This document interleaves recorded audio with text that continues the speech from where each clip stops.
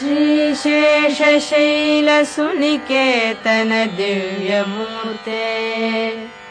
नारायणाच्युत हरे नळिनायताक्ष लीलाकटाक्ष परिरक्षित सर्वलोक श्रीवेङ्कटेश मम देहि करावलम्बम् ब्रह्मादिवन्दित पदाम्बुज शङ्खपाणे